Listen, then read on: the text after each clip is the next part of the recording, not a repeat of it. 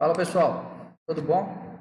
Aqui é o professor Oswaldo e estamos de volta para concluir então a nossa videoaula sobre diagrama de classe, né?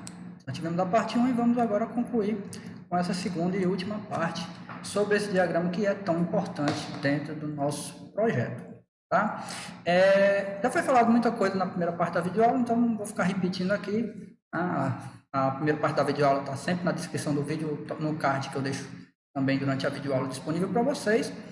Então vamos lá, o que a gente, até onde a gente foi, né, na primeira parte da videoaula. Então, na primeira parte da videoaula a gente viu vários conceitos relacionados às classes em si, né? A gente viu que as classes são a base para um sistema orientado a objetos, pois é a partir delas que os objetos são instanciados, né? A gente falou de vários aspectos, né? Toda a questão dos atributos que devem estar dentro das classes, né? As operações, os atributos que são as informações, as operações que são as ações que aquele objeto vai poder realizar. E aí a gente começou a falar então dos relacionamentos, né? A gente já falou então do relacionamento de associação, que está destacado aqui em cinza, tá? A gente falou sobre vários aspectos da associação, vimos os vários tipos de associação possíveis e algumas informações a mais relacionadas a esse tipo de relacionamento. Então, né, eu sugiro a você que dê uma olhada na primeira parte da videoaula, até para você saber, para se situar do que está acontecendo, né? Dito isso, vamos então, sem mais delongas, passar para os próximos relacionamentos. Agora a gente vai falar sobre agregação e composição, né? E eu peço a atenção de vocês, porque são relacionamentos que podem confundir um pouco, né? Eles são semelhantes, né? Agregação e composição são casos específicos de associação também, tá bom? E então fica ligado aí, porque, né, agregação e composição pode causar uma certa dúvida, mas tem formas de diferenciar muito bem elas e a gente tenta evidenciar isso durante a videoaula, tá certo?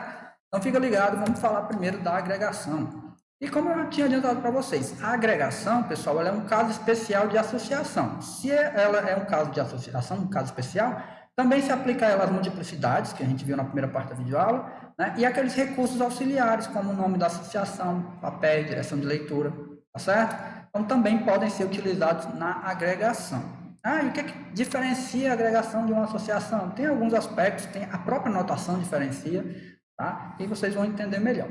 Então, a agregação ela é utilizada para representar conexões que guardam uma relação todo-parte entre si, onde, né, uma das classes faz parte da outra, ou seja, uma das classes é o todo e as outras são as partes desse todo. Por isso que tem esse sentido todo-parte, ok? E um detalhe importante, onde se puder utilizar a agregação, a associação também pode ser utilizada, né? Então, naquele caso ali, você está em dúvida se é uma associação, se eu tenho que utilizar a notação de agregação, você pode muito bem utilizar uma notação de associação normal, respeitando as multiplicidades. Isso daqui é o que eu estou querendo dizer nesse ponto, tá bom? Vamos passar, né, para a parte mais visual, a parte mais prática de realmente reconhecer uma agregação. Então, pessoal, a agregação ela continua sendo representada pelo segmento de reta, certo? Só que do lado do todo, né, da classe que é o todo, a gente tem, na extremidade, a gente tem um losango que ele é não preenchido, né? Muitas vezes ele vem em branco, mas a gente diz que é não preenchido, não tem cor, né? Esse losango, algumas pessoas também chamam de diamante, é essa forma geométrica aqui. Ela informa que aquele ali que está grudado no losango é o todo. Então, nesse relacionamento aqui de agregação desse exemplo, a gente tem duas classes. Tem o curso, que é o todo, e tem a disciplina, que é a parte. Então, disciplinas fazem parte de curso, tá? E também tem a multiplicidade. Então, a multiplicidade também tem que ser respeitada, né? No caso, o curso, ele pode ter nenhuma ou várias disciplinas, e mesmo assim ele ainda é um curso. E a disciplina ela pode não estar em nenhum curso ainda, ou pode estar em vários cursos. E ainda assim, se ela não tiver nenhum curso, ela continua sendo uma disciplina. Tá certo? Só dá uma ideia, né, desse todo parte, que o curso ele agrega as disciplinas. O curso agrega as disciplinas. Tá? Mas dentro do sistema, disciplina e curso podem existir independentes. Tá? Vocês vão entender porque eu estou frisando isso daqui a pouco. Tá bom? Então, evidencia um relacionamento todo-parte, onde o lado do todo, né, na notação, você tem um losango grudado no todo, representando que aquilo ali é o todo que agrega o as classes que estão na outra extremidade, ou seja, os objetos da classe que estão na outra extremidade. Então, curso é o todo, disciplina são as partes. Então, curso, né, tem disciplinas e as disciplinas fazem parte de curso. Tá? Um outro exemplo, né, para facilitar mais ainda o entendimento. Aí a gente tem aqui 3 classes, mas não está no relacionamento ternário, tá certo? Né? São 2 a 2 por vez. Né? Então, eu já tinha falado da notação que é representada pelo segmento de reta, com losango branco na parte do todo. Então, aqui, começando desse lado aqui, né? A gente tem a equipe que tem jogadores, e jogador faz parte de uma equipe. No caso aqui, quem é o todo? Se você olhar aqui o losango, o todo é a equipe, né? Então, a equipe, né, ela agrega jogadores, tá? E a gente tem um outro relacionamento que envolve a equipe. Nesse caso, a equipe sendo parte e a associação esportiva sendo todo, representado pelo losango. Né? Então, a equipe está afiliada a uma associação esportiva. A associação esportiva agrega a equipe. E a equipe, por sua vez, agrega jogador. Tá certo? Um detalhe importante é que essas classes, os objetos dessas classes, eles continuam existindo independentes uns dos outros. Né? Se você perceber pela própria multiplicidade, onde aqui são 0 para muitos, de ambos os lados, em todos os relacionamentos, isso daí dá uma ideia de que essas classes, os objetos dessas classes, vivem independentes uns dos outros. Por exemplo, se eu tenho um jogador, né, o objeto jogador está lá no sistema, mas ele não está associado a nenhuma equipe, não tem problema, ele continua sendo jogador. Né? Quando tiver uma equipe, ele pode estar fazendo parte daquela equipe, ele pode ser membro daquela equipe. Né? Então, a agregação, ela dá uma ideia de agregação, né? De que um todo agrega uma parte, mas isso daí não quer dizer que, tipo, se essa equipe for desmanchada, aquele jogador vai deixar de ser jogador. Isso não é verdade. O jogador vai continuar sendo jogador e quando tiver outra equipe, ele pode fazer parte dessa equipe. Eu digo isso, né? Porque no contexto da agregação, como eu já falei aqui, os objetos podem existir independente uns dos outros. Isso é, se o todo deixa de existir, se a equipe deixa de existir, os objetos partes continuam existindo. O jogador vai continuar sendo jogador e vai poder se filiar a uma outra equipe depois. Tá? Eu digo isso por quê? Porque a gente vai falar agora sobre a composição. E com a composição o negócio é mais hard, porque tem uma diferençazinha bem interessante aí.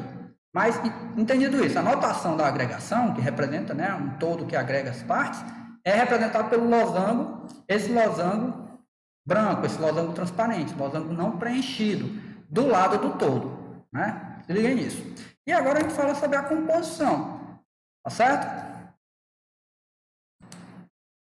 Então, pessoal, a composição, ela também tem a questão do conceito todo-parte, só que um conceito todo-parte bem mais rígido do que era na agregação. Como assim? Né? Você vai ter o todo e as partes, sendo que o todo, ele contém aquelas partes de uma forma que, se o todo deixa de existir, as partes vão junto. Os objetos também são destruídos juntamente com o todo. Essa é a principal diferença da agregação e a composição. Por isso que eu digo que é um relacionamento mais forte, uma coisa mais hard, assim, por assim dizer. Então, vamos lá. Por definição, é uma variação da agregação onde é apresentado um vínculo mais forte entre os objetos todos e os objetos partes. Demonstram que as partes devem estar associadas a um único todo, e é uma outra característica da composição. Do lado do todo, você sempre vai ver a multiplicidade como 1. E apenas 1. Por quê? Aquelas partes pertencem exclusivamente àquele único todo. Tanto que se aquele todo sumir, as partes vão junto. Tá certo? Mas do contrário, tipo, se algumas partes vão sumindo, o todo continua existindo. O que acontece é que se o todo sumir, as partes vão junto com esse todo. Eu vou mostrar aqui alguns exemplos que vocês vão entender. Tá? Então, se o todo deixa de existir, o mesmo acontece com suas partes. E a notação ela é semelhante à agregação, com um diferencial para a cor do losango, para a cor do diamante. Né? O losango, dessa vez, ele é preenchido, muitas vezes preenchido na cor preta. Tá certo? Então, a notação é representada por um losango preenchido do lado do todo, então, o mesmo segmento de reta, sendo que do lado do todo você tem o losango preenchido e a multiplicidade sempre 1, e apenas 1. Né? Como aqui, nessa composição pedido e item, né? Pedido é composto por itens. Itens, né, é parte do todo que é o pedido. Isso daqui no sistema de vendas, né, está sendo realizado o pedido, e esse pedido tem vários itens, sendo que se o pedido, né, for excluído do carrinho, por exemplo, todos os itens daquele pedido são excluídos junto com o pedido. Né? Faz bastante sentido. Você pensar num sistema de e-commerce, você está lá fazendo suas compras, seu pedido tem 3 itens: um livro, um filme e um jogo. E aí, tipo, você viu que seu orçamento está apertado, você achava que podia gastar, não pode, pronto. Tirar do carrinho. Você pode ir excluindo pedido a pedido, quer dizer, item a item do pedido, e o pedido continuar, ou você pode excluir o pedido, que aí os itens todos vão junto com ele, né? Para a exclusão, o mundo do excluído. Tá certo? Essa é a relação mais forte, né? Tipo, entre o todo e suas partes. Onde, se o todo for destruído, as partes, essas pequenas partes, né, que estão nesse todo, também são destruídas. Tá? Lembrando sempre que é regra, na composição, sempre do lado do todo você vai ter a multiplicidade 1 e apenas 1. Certo? Então, diferenças básicas, mas para deixar mais evidente ainda, né, a gente tem outro exemplo aqui, a mesma coisa, nota fiscal e os itens da nota, empresa e filiais da empresa. Mostrando aqui que tem o sentido da leitura e o nome da associação, que também é respeitado, porque também é uma forma de associação, tá certo? Mas aqui a gente pode ver um paralelo realmente diferenciando a agregação da composição. Vocês podem perceber aí. Na agregação, a multiplicidade do lado todo pode ser maior do que 1, e a gente viu isso daí, né? Quando a gente viu alguns exemplos, inclusive está mostrando aqui. O todo sendo diferente de 1, e a multiplicidade na composição, o lado do todo é sempre 1, porque isso evidencia que se aquele 1, aquele todo sumir, os objetos partes vão junto com ele. Na agregação, as partes não morrem obrigatoriamente com o todo, e na composição as partes vivem e morrem obrigatoriamente com o todo. Na agregação, a mesma parte pode estar em mais de um todo, né? Não tem a rigidez do 1 aqui, já na composição, aquela parte só faz parte de um todo, por isso 1, tá? Então, rápido paralelo diferenciando agregação e composição, tá certo? Dito isso, falamos então da agregação e composição, que são tipos específicos de associação, sendo que a agregação é uma forma mais leve do todo parte e a composição é uma forma mais rígida do todo parte, com diferenças bem claras entre ambos, certo? E agora a gente pode partir para a generalização. Generalização também conhecido popularmente como herança, né? Conceito de herança. Né? E a herança, a gente pode até fazer uma analogia com a herança no mundo real. O que é que acontece? Né? São herdeiros ou filhos herdando de pais, herdando de avós, etc. Né? Então, herdar características. Né? A generalização aqui diz respeito a classes, né? Objetos de classes herdarem características de objetos, né? Acima na hierarquia. Tá bom? Então, são relacionamento específico entre itens gerais e tipos mais específicos, né, onde a gente pode ter conceitos conhecidos como uma classe que ela é mais genérica, ela também é chamada de classe mãe, ou classe pai, ou superclasse. E as classes que herdam, geralmente, são chamadas de são as classes mais específicas. Por que são específicas? Porque elas, além de herdar o que as classes genéricas têm, elas têm as suas próprias características, então elas são mais específicas. Essas são as conhecidas como classes filhas ou subclasses daquela generalização. Tá? Relacionamento do tipo é 1, então as filhas são do tipo da mãe, né, no caso, e as subclasses herdam atributos, operações e relacionamento das superclasses. Isso daqui é importante. O que herdam? Herdam todas essas características. Herdam atributos, herdam operações e herdam também os relacionamentos daquelas classes. Não pode esquecer. Muita gente se foca só nos atributos e nas operações. E às vezes deixa passar que também herda os relacionamentos. Tá bom? Ela é necessária para o polimorfismo. Né? Várias formas de acontecer uma mesma ação. Porque eu posso, né, uma classe filha pode herdar uma operação da classe mãe e naquela classe filha, aquela operação ela pode ser sobrescrita. Né? Pode acontecer um override daquela operação ali, tá? Porque ela herda as características, mas para a realidade dela, aquela ação tem que ser diferente, né? Tem que utilizar alguns dados, algumas informações, deve manipular algumas informações do seu próprio objeto, certo? Polimorfismo a gente já falou em outros momentos, então também não vai ser o foco aqui, tá? O foco aqui realmente é a generalização e os aspectos que dizem respeito a ela, algumas características, né, bem importantes que devem ser lembradas Então, vamos continuar. Aqui é um exemplo bem simples de generalização, certo? Você vai ver que no topo, acima, está a classe mais genérica, nesse caso a classe veículo. Lembrando, na notação da generalização, a seta, como é que é representada a notação? É representado por um segmento de reta que tem uma seta. Essa seta, a ponta dela é fechada e sempre aponta para a classe mais genérica, para a classe mãe, por assim dizer. Tá certo? Então, nesse caso, a gente tem que veículo marítimo e veículo terrestre herdam características da classe mãe veículo. A gente pode entender, então, que tanto veículo marítimo quanto terrestre vai ter o quê? O atributo corpo, nas suas propriedades, nos seus atributos. Isso a gente consegue entender pela própria visualização desse relacionamento de generalização. Por outro lado, a gente tem também uma classe anfíbio, que ela herda da classe veículo marítimo e da classe veículo terrestre. Mas, professor, e as classes filhas podem também ser classes mães? Podem sim. Isso diz respeito a uma propriedade da generalização que a gente vai ver, mas se vocês perceberem, isso é totalmente possível. Nesse momento aqui, veículo marítimo herdando de veículo, está se comportando como uma classe filha. E nesse momento do relacionamento de veículo anfíbio com veículo marítimo está sendo uma classe mãe. E se você observar, as propriedades que vêm lá de veículo estão sendo passadas para todos os herdeiros.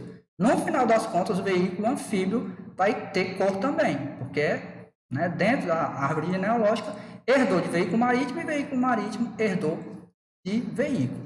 Tá? Então, todos os atributos e operações das classes superiores na hierarquia são passados para os seus descendentes. O objetivo é representar a ocorrência de herança entre classes, identificando classes mães e classes filhas, demonstrando uma hierarquia. Então, a gente consegue perceber que existe uma hierarquia, por quê? Porque tem alguém que está acima, está patamar acima, tem alguém que está patamar abaixo. Quem está acima é mais genérico, quem está abaixo é mais específico. Tá? E quando eu falo acima ou abaixo, é partindo da direção da seta, tá certo, pessoal? A seta aqui na generalização ou herança é uma seta de ponta fechada apontando para a classe mãe. Continuando.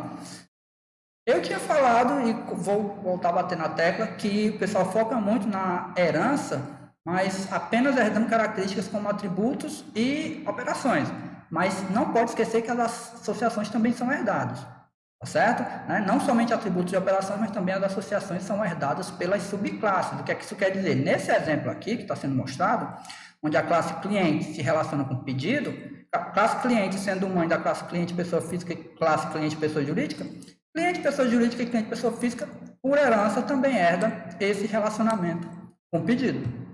Basicamente, herda tanto atributos, operações, como os relacionamentos existentes. Não esqueçam disso, porque aí o pessoal vai pensar, mas cliente pessoa física, como é que está ligado a pedido se não tem relacionamento de associação?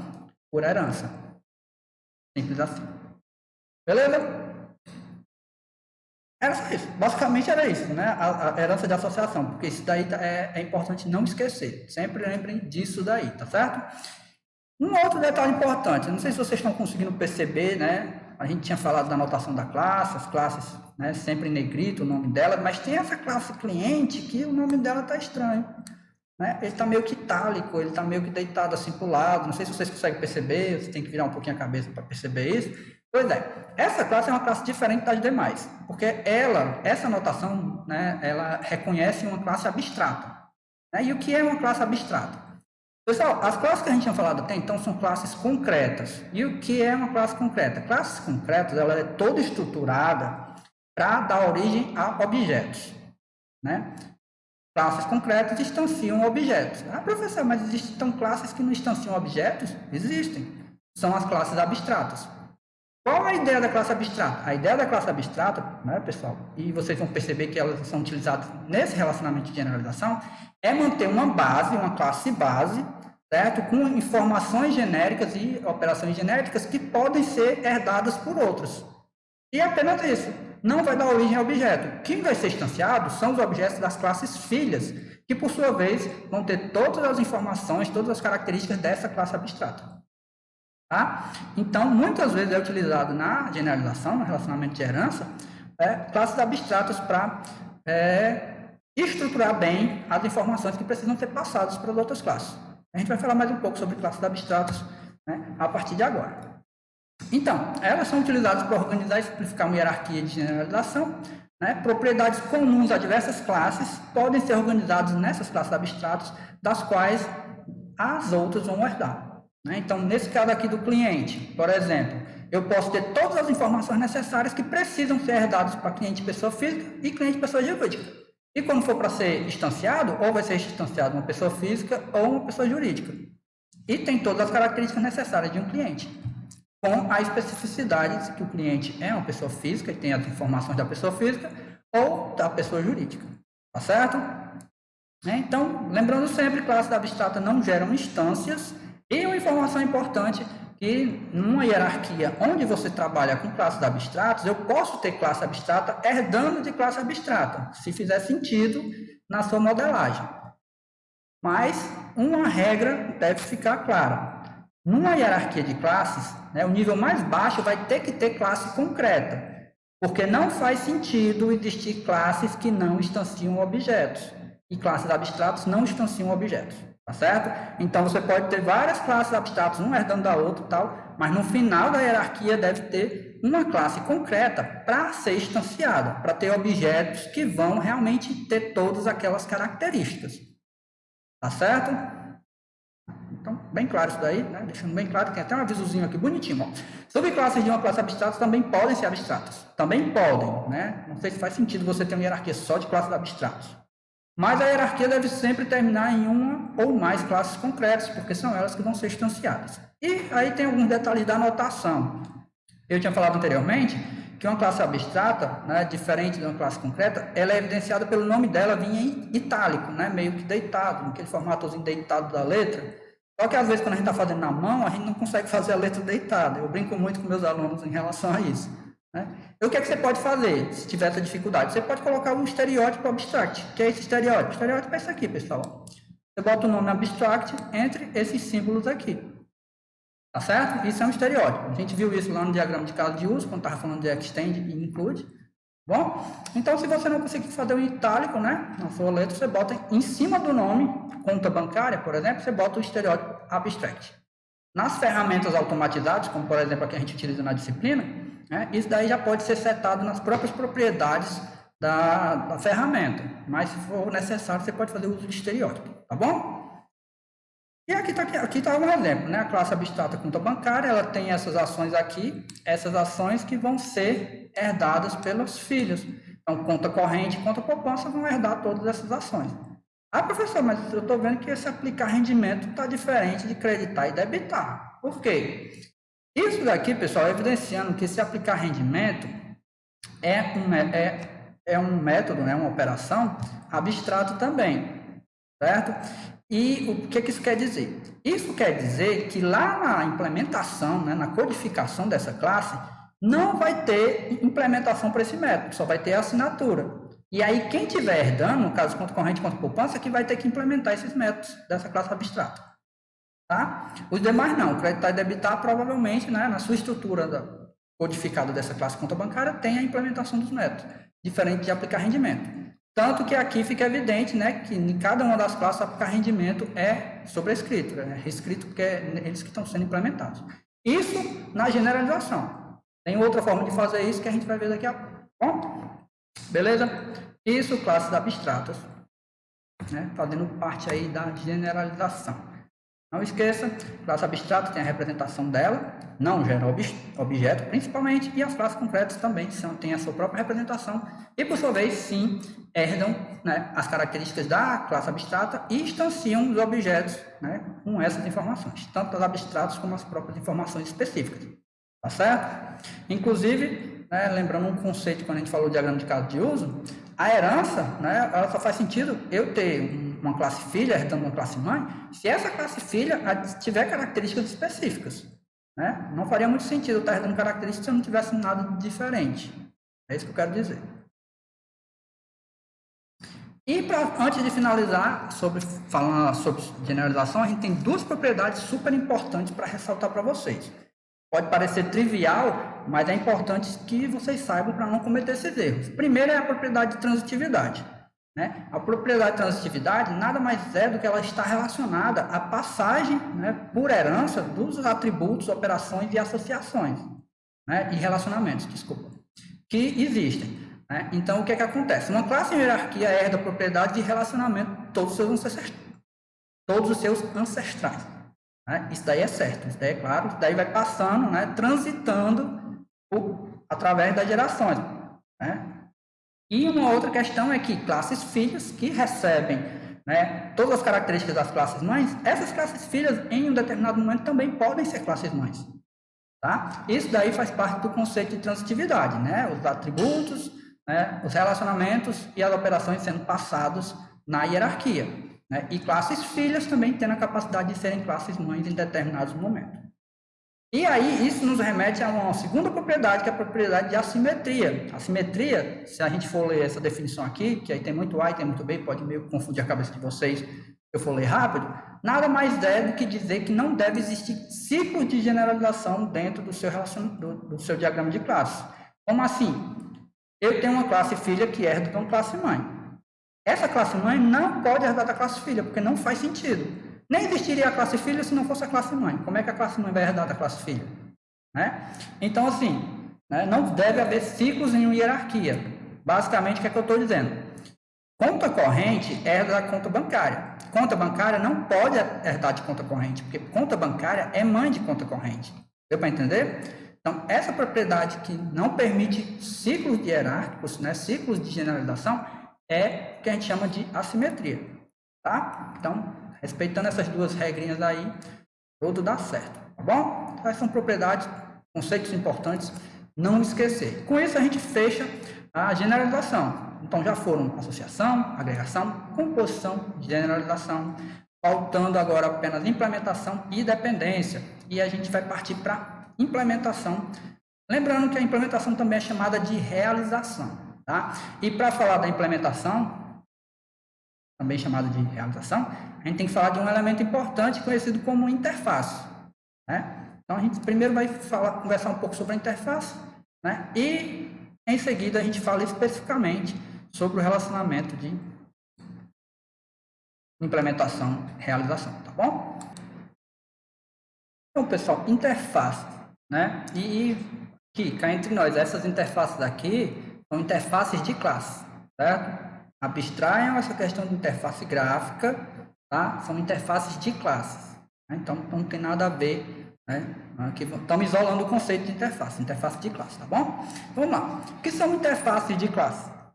São um conjunto de operações que definem os serviços de uma classe, definem um comportamento obrigatório que alguma classe deve possuir. Detalhe importante, define um comportamento obrigatório. E daqui a pouco eu digo quando é que se torna obrigatório. A interface define apenas a assinatura dos métodos da classe, sem apresentação e implementação. Claro que para o diagrama de classes, isso daqui é bem comum. Né?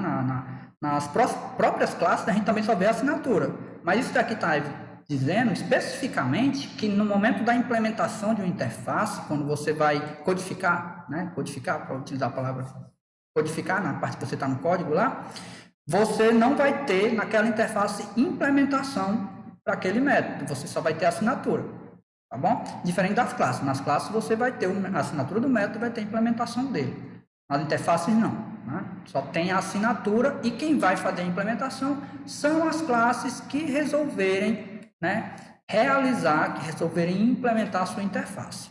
E aí a gente já está dando aqui nome aos relacionamentos que podem existir, tá bom? Uma interface é implementada por uma ou mais classes. Então, várias classes podem implementar uma mesma interface. Inclusive, isso daí, né, facilita o polimorfismo sem a necessidade de generalização. Né? Então, com a generalização com a herança, pode existir polimorfismo, mas também existe polimorfismo por meio das interfaces. Né? E com as interfaces não existe necessidade de generalização, de herança. Tá bom? Então, o que acontece? A gente tem a interface, certo? E temos as classes. E existe o relacionamento entre classes e interface. Esse relacionamento é o que a gente vai falar agora, que é o relacionamento de implementação, onde uma classe, ela implementa a interface. Tá? E o que significa dizer que uma classe implementa a interface? Significa dizer que eu, como classe, aceito, né, o contrato, aceito a obrigação de implementar todos os métodos que aquela interface tem estruturado. Né? Então, é por isso que a gente diz, a interface ela é o conjunto de operações. A gente vai, inclusive, falar que a interface, no diagrama, a gente mostra ela apenas com as operações, apenas com as assinaturas do método, sem atributos nem nada, certo? Para que, quando uma classe ou várias classes resolverem implementar essa interface, peguem todas as operações que estão lá descritas, assinadas lá na interface e implementem no seu interior, tá? Vamos continuar que vocês vão entender. Então, a notação da interface. Uma interface, a gente representa ela bem parecida com uma classe, tá? Aqui, né, um retângulo, onde temos o nome da interface, e como eu tinha falado, não tem atributos e tem as operações, a assinatura das operações. Pode perceber que ela está em itálico, né? Aquela mesma noção que a gente viu anteriormente de que é apenas assinatura, não tem implementação no seu interior, tá bom? E você pode representar informando que é uma interface por meio também do estereótipo, né? Você bota aqui entre esses símbolos o nome interface. Isso é a forma estendida, tem uma forma comum, uma forma, né, retraída, que é por meio dessa referência de um círculo. Só que aí, quando está nessa forma, e quando eu digo essa forma, porque nas ferramentas automatizadas dá essa possibilidade, fica difícil de você ver, por exemplo, quais são as ações, né, as assinaturas de métodos daquela interface. Então, normalmente a gente vê nessa forma estendida, tá certo? Então, é semelhante a uma classe que não possui atributos, permitindo polimorfismo sem necessidade de generalização. E aqui está aqui, então, uma forma clara de como pode acontecer esse polimorfismo, né? Que mostra evidentemente o relacionamento de implementação, também chamado de realização. A notação da seta é uma seta tracejada, certo? Não é linear, não é seguida, ela é interrompida, é tracejada, com uma seta na ponta. Essa seta na ponta ela é fechada, né? Semelhante à ponta da seta da generalização. Porém, né, o seu segmento de reta ele é todo tracejado. Isso é importante para você não confundir os relacionamentos. Tem muita gente que confunde, porque tem relacionamentos que são parecidos na notação. Mas assim, é parecido na notação, mas na lógica não faz sentido nenhum. Né? São bem diferentes. Então, tipo, o relacionamento de implementação, a seta é tracejada com a ponta da seta fechada. Apontando sempre para a interface. Onde eu estou dizendo assim, eu como classe estou apontando para a interface que eu aceito, né? É como se fosse um contrato, eu estou aceitando, né? Obrigatoriamente eu vou ter a responsabilidade de implementar aquelas operações, tá bom? Então, a gente tem nesse exemplo aqui, né, a classe mosca, a classe bola de canhão e a classe avião, né? E atentem bem, pessoal, essas classes, mosca, bola de canhão e avião, não tem nada em comum, elas não têm nenhum ancestral em comum, né? Ninguém herda de ninguém, nenhuma característica está evidente aqui para a gente que elas tenham algo em comum. Certo? O que elas vão ter em comum é que todas elas estão, né, se dispondo a implementarem essa interface voável. Então, a partir do momento que a mosca, que a bola de canhão e que o avião, né, assinam esse contrato de implementação dessa interface, todas elas vão implementar os métodos decolar, voar e pousar. E a partir do momento que estão implementando a interface, a gente pode dizer que agora sim essas classes têm algo em comum, né, a questão do polimorfismo, né, a forma que esses métodos vão ser implementados em cada um dos objetos dessa classe vai ser diferente porque vai ser do interesse de cada um desses objetos. Então, formas diferentes, né, em objetos diferentes, de classes diferentes. Né? Então, vou botar aqui as explicações para vocês entenderem. Né? Por mais que essas classes não tenham nada em comum, a partir de agora, implementando a classe voável, a gente pode dizer que todos os objetos, né, instanciados implementando essa interface são objetos voáveis, são coisas voáveis. Porque todos, as moscas, bolas de canhão e avião, a partir de agora, implementam decolar, voar e pousar. Tá certo? Por quê? Porque elas, né, se disporam a fazer isso. Então, lembre-se sempre disso. Se você, né, se tem uma classe que vai estar implementando uma interface, todas as operações daquela interface vão ter que ser, né, implementadas no interior da sua classe. Certo? Então, assim, qualquer tipo de classe que implemente a interface voável precisa concordar em escrever código, né, para essas três operações. As três classes terão que implementar os métodos da interface, no entanto, não compartilham nenhum relacionamento de herança, que eu tinha falado. Elas não têm nada em comum até então. O que elas vão ter em comum agora é que agora todas são coisas voáveis porque implementam a interface voável. Tá? Então, evidenciando polimorfismo sem necessidade de generalização. Então, como eu falo aqui, tanto mosca quanto bola de canhão quanto avião podem ser considerados, a partir do momento que concordam em implementar a interface, coisas voáveis. Diversidade, versatilidade aí dos relacionamentos. Isso foi o relacionamento de implementação. Então, a gente teve que ter a noção básica do que é uma interface, porque um dos personagens principais desse relacionamento de implementação é a interface. Implementação, a classe, então concorda em implementar a interface. Bom, e para finalizar os relacionamentos que estão faltando, a gente vai falar sobre o relacionamento de dependência, e o que é que significa essa dependência, para que serve, como que acontece. Então, pessoal, o relacionamento de dependência ele é usado quando uma classe depende de outra para realizar suas funções. E aí, fiquem ligados aqui. Funções estão relacionadas a quê? E aí, outro detalhe, representa uma dependência comportamental e não estrutural. Dependência comportamental, função, está se referindo ao que em uma classe? Exatamente, às suas operações, aos seus métodos, às suas ações, ao comportamento que aquele objeto, quando instanciado, vai poder ter. Então, essa dependência, quando houver um relacionamento de dependência, você vai ter que estar ligado ao comportamento dessas classes que dependem de outras. Isso já vai ficar claro quando eu estiver mostrando no exemplo, tá bom?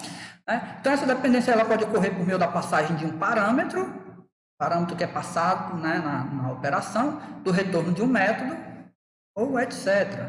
Sempre envolvendo o comportamento da classe, sempre envolvendo as ações, tá bom? A dependência ela deixa explícito que uma mudança na especificação de um elemento pode alterar a especificação do elemento dependente, certo? Isso daí é bem claro a partir do momento que a gente entende o conceito.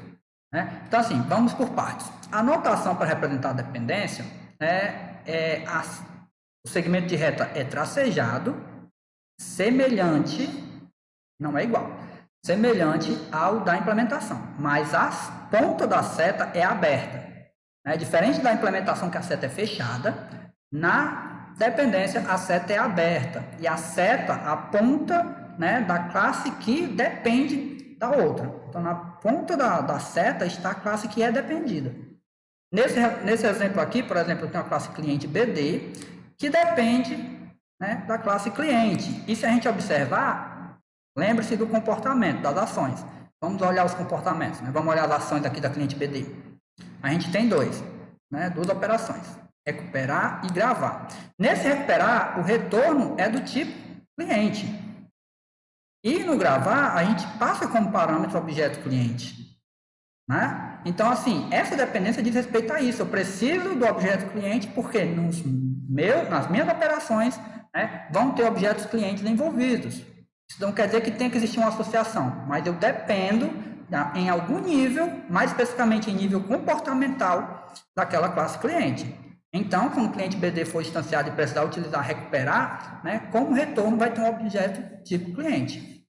E, no caso do gravar, tem que receber como parâmetro um objeto tipo cliente. Por isso, essa dependência comportamental.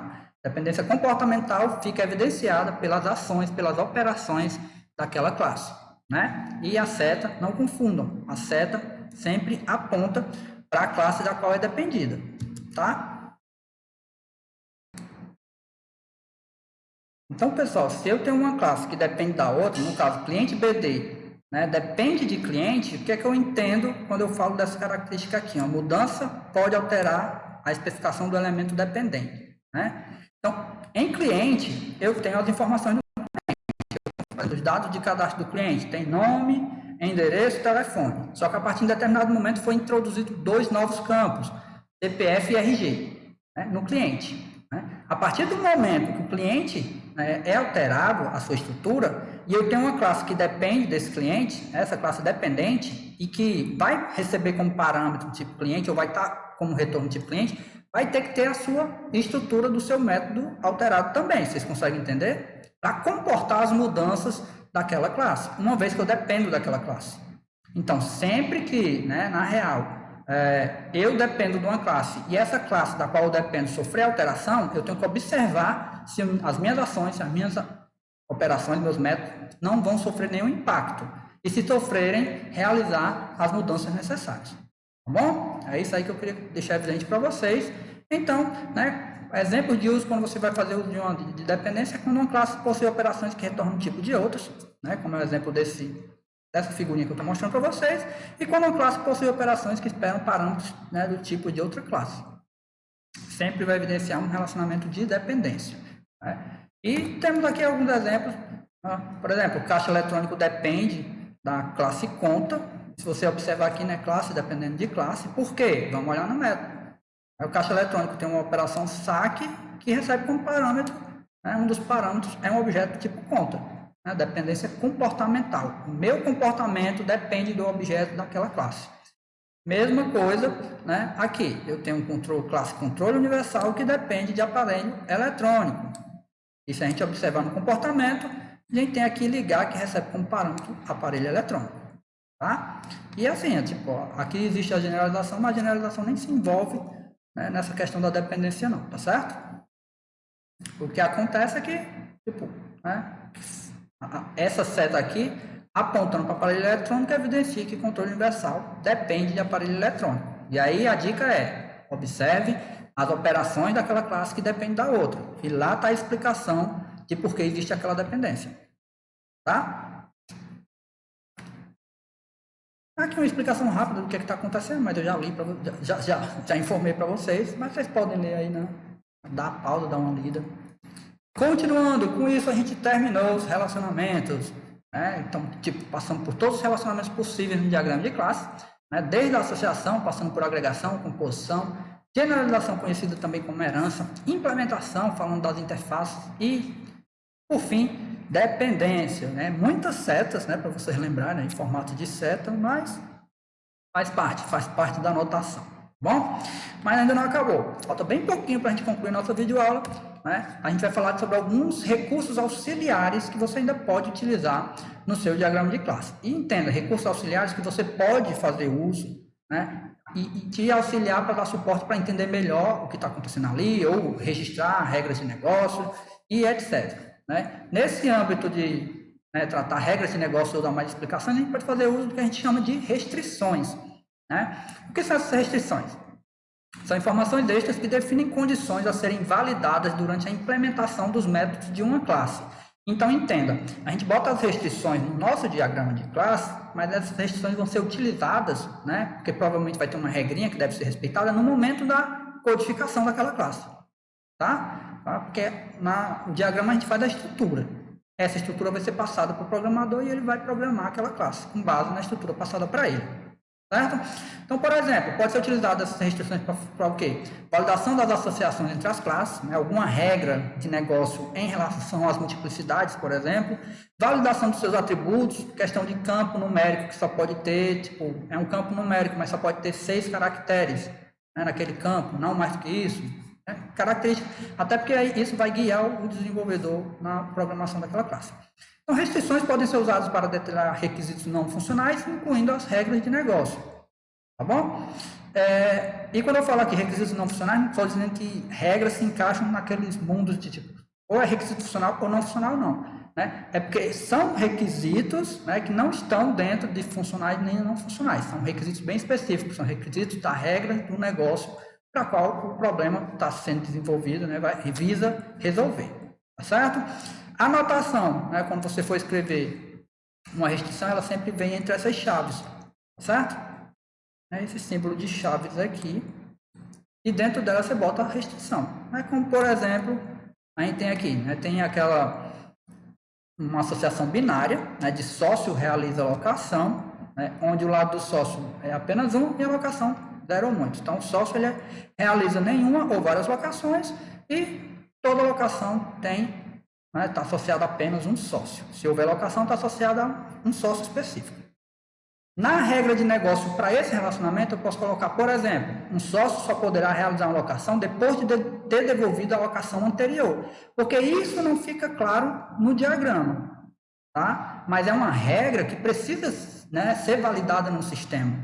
No diagrama não dá para botar essa limitação. Não tem um mecanismo para limitar isso. Então, você bota essa observação, que aí o programador vai entender a regrinha que vai ter que tratar quando estiver codificando. né? Então, um exemplo de uma restrição que representa uma regra de negócio. Né? E aqui algumas restrições para validação de campos, né, de atributos. Não? Então, por exemplo, né, o campo senha aqui, que é tipo inteiro, deve ter 6 dígitos. Como eu falei, né, por ser um campo int, pode permitir vários dígitos, então tem que limitar apenas 6.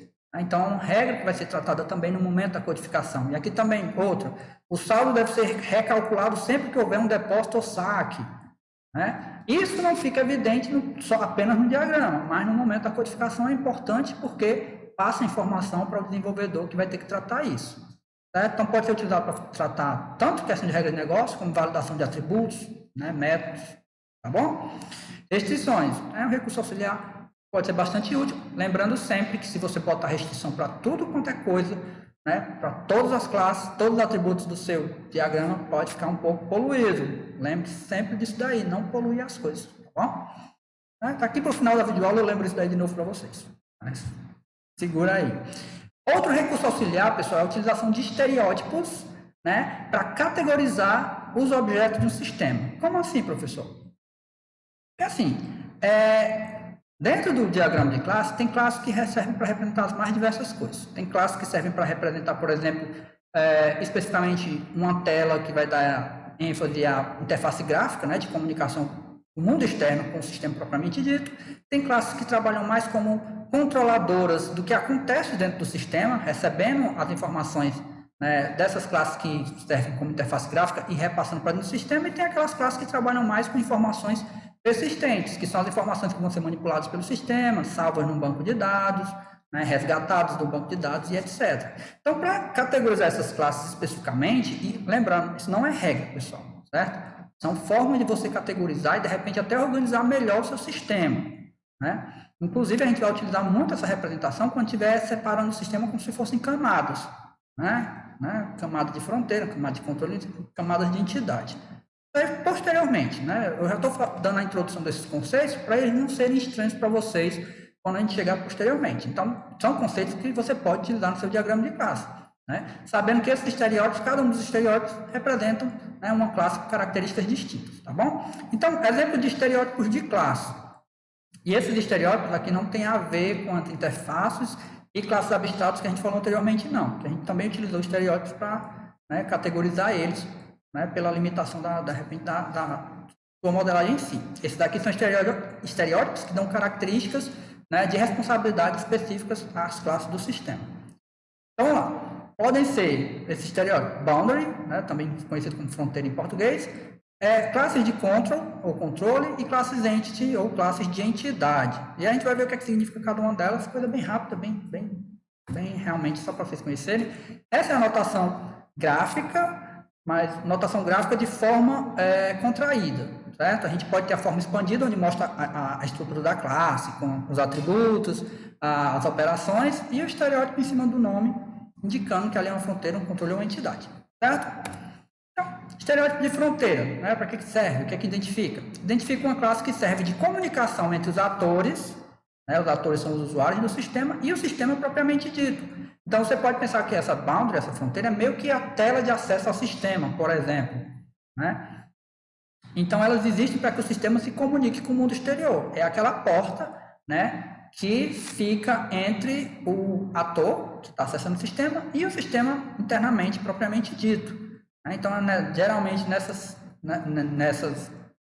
classes de fronteira, você vai ter o quê? Né? Representando a interface gráfica, você vai ter objetos, textos, botões, caixas de edição, formulários. Isso daí tudo faz parte, então, de uma classe que a gente pode identificar ela pelo estereótipo de fronteira. Serve de comunicação com o mundo externo, né? Se comunica o ator, entra em contato com o sistema por meio de objetos de fronteira, né? Nesse exemplo aqui, a gente tem a interface banco, né, que é uma classe representando um objeto de fronteira, ligado com o controle. Tá? A gente vai falar do controle posteriormente, mas aqui o que é que significa? Que a classe interface banco, né, é aquela classe, aquele objeto que permite o usuário se comunicar com o sistema. Ou seja, né, vai ter uma tela apresentando algum texto, dando alguma informação, né, pedindo para você preencher alguma coisa e apertar um botão. E aí sim, a partir daquele momento, envia informações para dentro do sistema. E aí é onde entra em cena um outro estereótipo. No caso, o de controle. Tá? O estereótipo de controle, como vocês conseguiram ver até na figura exemplificando o de fronteira, ele recebe informações da fronteira, né? Então, ele passa as informações da fronteira e vai controlar o que deve acontecer a partir daquelas informações, né? Então, vamos lá. Funciona como uma ponte de comunicação entre objetos de fronteira e objetos de entidade. Então, fica no meio, né, recebendo as informações da fronteira, vendo o que tem que fazer e buscando as informações ou inserindo as informações nesses objetos de entidade. Que, por sua vez, esses objetos de entidade, a gente vai falar posteriormente, né, armazenam informações persistentes. Então, os estereótipos de controle são responsáveis por controlar a lógica de execução. Como eu falei, recebe as informações da fronteira e, né, vai controlar toda essa questão do que vai acontecer a partir das informações da fronteira. Decidem o que o sistema deve fazer quando um evento ocorre, ou seja, eles realizam o controle do processamento, gerenciam outros objetos para a realização de uma funcionalidade. Então, é um grande controlador das ações que vêm da fronteira. E aqui no exemplo, utilizando a mesma figura, né, de interface em associação com o controlador, os eventos são repassados da fronteira, no caso da interface banco, para o objeto da classe controlador banco, que vai interpretar esses eventos. E a partir da interpretação desses eventos, vai saber, eu tenho que buscar informações de conta, de cliente, do quê? Aí ele vai buscar as informações, né, ou inserir informações, e vai trazer, passar para a fronteira, e a fronteira é responsável por, mais uma vez, mostrar para o mundo externo, mostrar para o ator. Esse trâmitezinho aí meio que evidencia uma certa separação em camadas, né? Mas o objetivo aqui não é tratar sobre isso ainda, tá bom? Só que vocês entendam que existem esses estereótipos, né? São recursos que podem auxiliar você a fazer essa diferenciação. E por fim a gente tem os estereótipos de entidade, pessoal. Os estereótipos de entidade, né, eles são objetos que funcionam como repositórios de informações. E essas informações geralmente são informações que a gente chama de informações persistentes, né? O que são informações persistentes? São informações que são manipuladas pelo sistema e que muitas vezes precisam ser guardadas num banco de dados ou recuperadas de um banco de dados. Recuperadas para ser mostrado para o cliente ou devem ser obtidas do cliente para ser inseridas no banco de dados, devem persistir, tá certo? E como eu tinha falado anteriormente, essa forma gráfica são a forma contraída, né? Forma contraída de cada um desses estereótipos. Tem a forma expandida, e como eu estou mostrando aqui, é como se fosse uma classe, né, e sob o nome da classe tem o nome do estereótipo, tá certo? Então tem esses dois formatos que você pode utilizar, tá? Sendo que o formato expandido ele permite você ver quais são os atributos, quais são as operações daquela classe, tá? A classe conta como uma entidade, ou seja, armazena informações referentes ao problema que o sistema no qual ela está inserida procura solucionar. Faz todo sentido, né? Objeto de entidade. Esses foram os estereótipos que a gente falou, né? Recursos auxiliares, tal como as restrições, tal como também, né, que a gente falou na primeira parte da videoaula, os papéis que podem ser identificados na associação, o nome da associação e etc. Recursos auxiliares, você pode fazer uso, tomando cuidado para não perder a simplicidade, do foco na simplicidade e não poluir o seu diagrama. E aí, dito isso, falamos sobre todos esses aspectos do diagrama de classe, claro que, né, foi bem resumido, por mais longa que sejam as partes da videoaula, foi bem resumido, tem muitos aspectos que poderiam ser tratados ainda sobre classes, certo? Claro que o objetivo aqui, né, não tem como a gente tratar tudo em apenas, né, 2 partes de videoaula, isso daí leva bem mais tempo, uma disciplina só para falar sobre diagrama de classe. Enfim, né, cumprimos com o objetivo de dar essa visão aí do diagrama de classe, partindo do pressuposto que vocês já devem ter visto alguma coisa sobre diagrama de classe anteriormente na vida de vocês, acredito eu. E quem não viu também, com certeza no primeiro momento está para entender os principais conceitos. Tá? Aí a pergunta que fica, né? Quando que eu devo utilizar o diagrama de classe no ciclo de vida do projeto que a gente está desenvolvendo? Né? Aqui é a resposta, pessoal. Então, o diagrama de classe ele é a espinha dorsal de um sistema orientado a objeto. Ele é a base para um sistema orientado a objeto, porque sem as classes não existem os objetos que fazem um sistema orientado a objeto acontecer. Então, o que eu posso dizer de quando você vai usar? O tempo todo. Assim que você começar na fase de análise mesmo, a identificar as classes, você já começa a desenvolver o seu diagrama de classe. Aquele diagrama de classe vai ganhando forma, vai ganhando detalhamento, né? Até estar no ponto de pronto. Estão aqui todas as classes do sistema, com todos os seus atributos, todas as suas operações, seus relacionamentos, devidamente estruturados, e agora sim pode passar isso para o programador fazer a codificação dessas classes. Então, tipo, do começo até o fim do seu sistema e até nas manutenções, o diagrama de classe vai continuar sendo utilizado. Por quê? Seu sistema vai ser entregue, né, com aquelas classes. O diagrama de classe vai estar, então, retratando tal qual o sistema que está sendo entregue. Posteriormente, o sistema vai sofrer manutenções, classes podem sofrer alterações, outras classes podem surgir e aquele diagrama vai ser novamente atualizado, novos detalhes vão entrar em relação a isso. Então, no ciclo de vida do processo de desenvolvimento, se a gente olhar para o processo de desenvolvimento de software, desde a especificação até a evolução, você vai estar mexendo com o diagrama de classe. Tá certo? É um dos diagramas mais importantes, juntamente com o diagrama de caso de uso. Eu gosto sempre de dizer isso, sempre utilizei, né, na vida profissional esses diagramas. Eu sempre friso muito bem os diagramas que eu vi na vida profissional, para vocês não acharem, existe o diagrama, mas isso daí é só porque a gente tem que ver, porque faz parte da disciplina. Não, realmente tem aqueles, eu gosto de bater muito na tecla, que realmente você vai ver e vai trabalhar com eles na sua vida profissional. O diagrama de classe é um, tá certo? E uma dica também, né? Lembrando, o diagrama de classe ele foca muito no estrutural, no estático, né? Uma dica importante, usar ele em conjunto com outros diagramas, né? Seja com o diagrama de caso de uso, que a gente já viu, ou com os diagramas que mostram o comportamento dos objetos, como, por exemplo, diagrama de sequência, diagrama de máquina de estado, de atividades e etc. Por quê? De um lado você tem a estrutura do sistema no diagrama de classe, no outro você tem o dinamismo dos objetos que são instanciados a partir daquelas classes. E aí você consegue realmente ver, né, eu gosto muito de fazer essa analogia, é como se você estivesse vendo, por exemplo, no diagrama de sequência, os objetos que são instanciados pelas classes se comunicando, se mexendo para que uma funcionalidade aconteça. E isso é importante, meio que vão se complementando.